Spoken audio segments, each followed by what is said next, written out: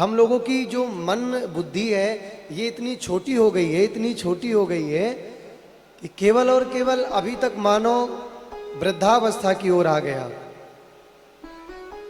लेकिन अभी भी वो अपने कल्याण का मार्ग नहीं ढूंढ पा रहा।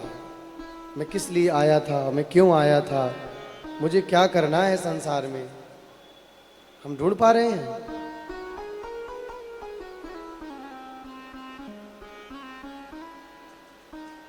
अमृत का कलश लेकर के कल देवता आए, सुखदेव जी ने नहीं पिलाया, बोले लेकर के चले जाओ। बोले क्यों? बोले तुम्हारा अमृत जो पिएगा वो अमर हो जाएगा। और ये भागवत अमृत ऐसा है कि मृत्यु, शरीर तो छोड़ना पड़ेगा लेकिन ये बैकुंठगामी है। जब देवताओं को लौटा दिया गया, नहीं पिलाया गया उनको अमृत, तो जाकर के उन्होंने ब्रह्मा जी को बताया। बोले हमें अभक्त बताया है, परीक्षित जी को भक्त बताया है। तो ब्रह्मा जी कहते हैं देखते हैं परिणाम क्या होता है। और 7 दिन बाद जब परिणाम निकला तो भागवत जी को सर्वश्रेष्ठ ग्रंथ बताया गया। और भागवत जी को श्रेष्ठ ग्रंथ क्यों ना बताएं, क्योंकि जब परमात्मा गए हैं स्वधाम लीला संवरण करके, तब भागवत जी का जो तेज था, जो पुंज था, कृष्ण का जो तेज पुंज था, वो श्रीमद् भागवत जी में ही आकर के विराजमान हुआ है।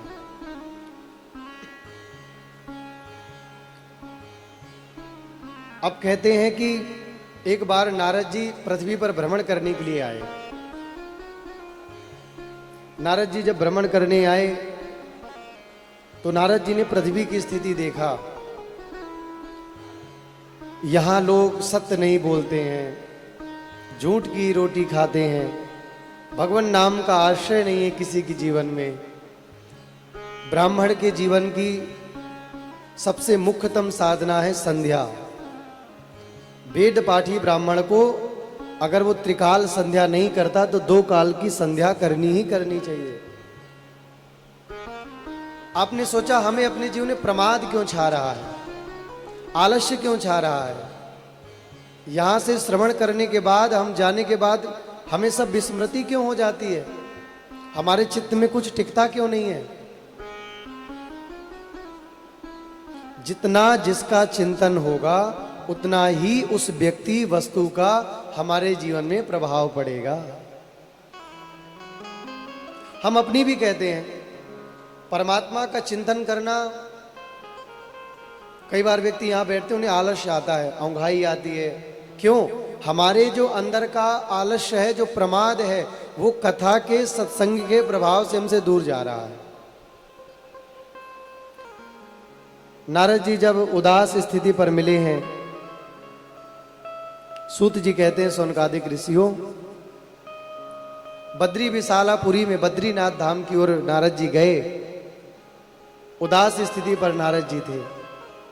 तभी वहां पर सनत कुमार मिले हैं नारद जी को, और नारद जी से कहते हैं कथम ब्रह्मन् दीन मुखा कुतश्चिंता तुरो भवान् त्वरितं गम्यते कुत्र कुतस्यागमनं तव। अरे नारद जी, आप ये ऐसा दीनहीन मुख लेकर के कहां जा रहे हो? लोक संग्रह मुक्तस्य सर्वथा आसक्ति रहितस्य। दिन भर नाम जाप करने वाला देवर्षि नारद देव ऋषि जिन्हें कहा गया है, ब्रह्मा जी के मानस पुत्र जिन्हें कहा गया है, अगर आप ही ऐसे मुंह लटका के घूमेंगे तो बताइए इन संसारियों का क्या हाल होगा। एक बार कहिए कुंज बिहारी श्री हरिदास। क्या बोलना है? कुंज बिहारी श्री हरिदास। भगवान का नाम तो लेते रहिए। ये ऐसे मुक्ति नहीं होती है। अच्छा, मुक्ति उनकी हो जाया करती थी जिन व्यक्तियों को न तो द्वेष के बारे में पता था, न जिनके अंदर लोभ था, न लालच था, न मात्सर्य था, न ईर्ष्या था, उनकी मुक्ति होती थी। वो होते थे भोले भाले लोग। लेकिन अभी अगर बात पड़ जाए तो इतनी छोटी सी मेड़, गांव में सबसे ज्यादा लड़ाई पता किसकी होती? इतनी मेड़ की। इतनी 1 इंची जगह पर व्यक्ति लड़ मिटता है। ये सबसे ज्यादा लड़ाई है गांव की।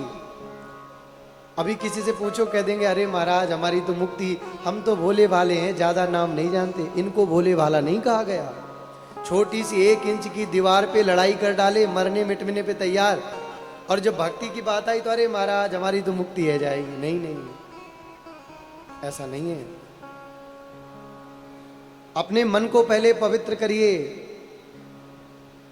मन के अंदर कोड़े मारिए, भगवान की कथा में बैठाइए। मन जल्दी नहीं लगने वाला, क्योंकि भाई अभी तक जो मन करता आ रहा है वही तो करेगा।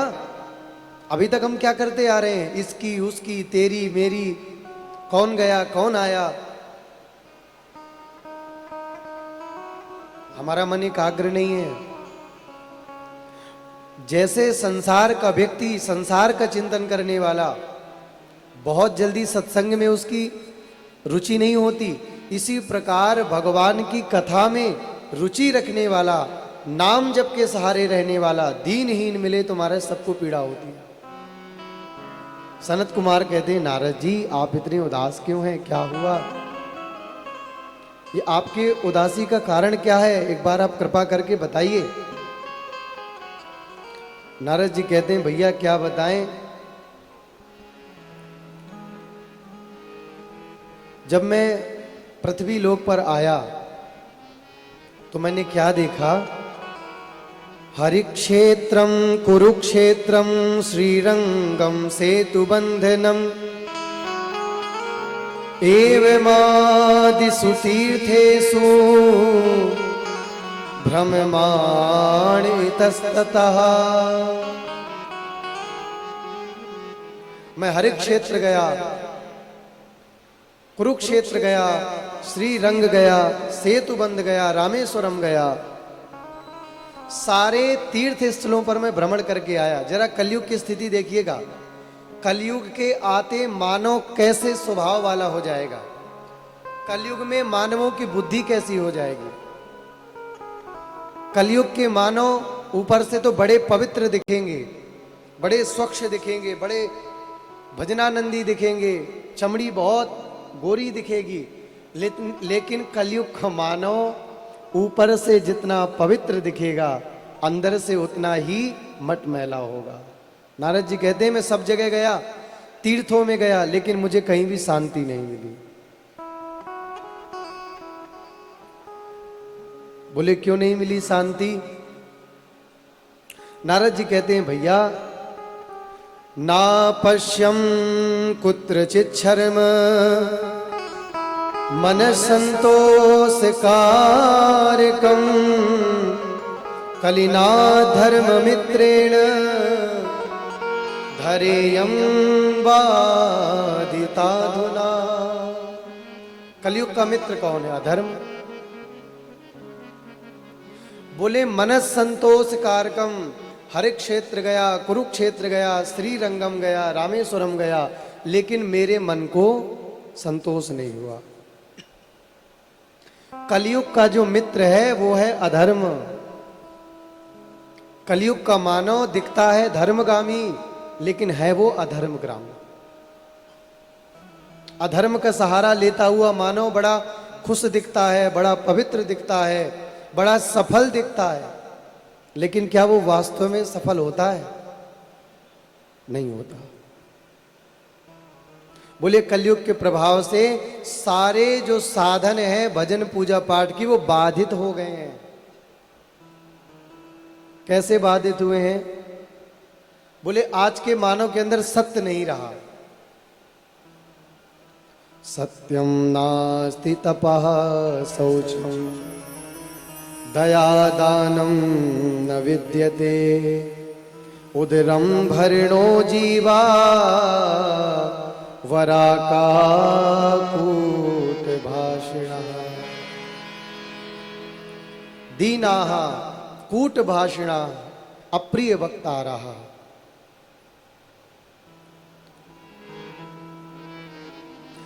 कलयुग का प्राणी सत्य विदित नहीं है, असत्य विदित है।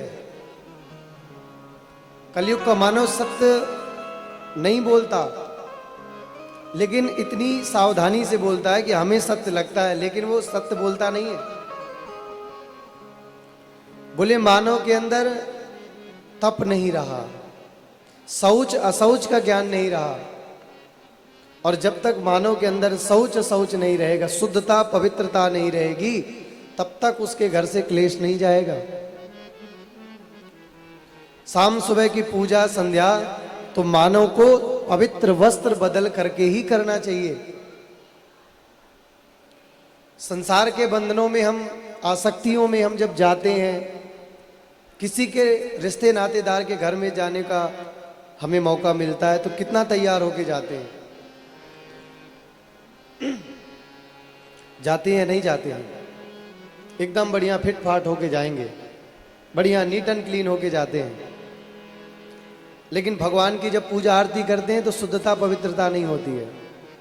जैसे तैसे हुआ, पैर में पानी किंचा तो किंचा और भगवान की अगरबत्ती लगा दिया। ये महात्मा कह रहा है, सत्यम नास्ति तपः शौचम। बोले न सत्य है मानवों के अंदर, न शुद्धता पवित्रता है, और दया दानम न विद्यते, न दया है न दान है। कल हमने कहा मानव कितना निर्दयी होता जा रहा है, आदमी को देख कर डर रहा है, आदमी को लूट कर घर भर रहा है आदमी। हमारा मित्र वो नहीं जिससे हम सोच करके बातें करें, हमारा अतिशय निकट मित्र वही होता है जिससे हम बिना सोचे समझे कुछ भी कह दें कि परिणाम क्या होगा। एक संबंध जीवन में ऐसा हो जिससे बिना सोचे समझे मानो कह सके कि परिणाम क्या है, कुछ भी बात जाकर के मुझसे कह दें। रास्ते में चलते चलते हमारे वाहन से चींटी मर गई, चींटे मर गए, किसी पक्षी में गाड़ी चढ़ गई, किसी पशु में टक्कर लग गया, मानव के अंदर से अरे राम मुझसे बड़ा अपराध हो गया ऐसा भी नहीं निकलता है। इसको क्या कहते हैं? दया। दया नहीं है, दान भी नहीं है। और दान है तो कैसा?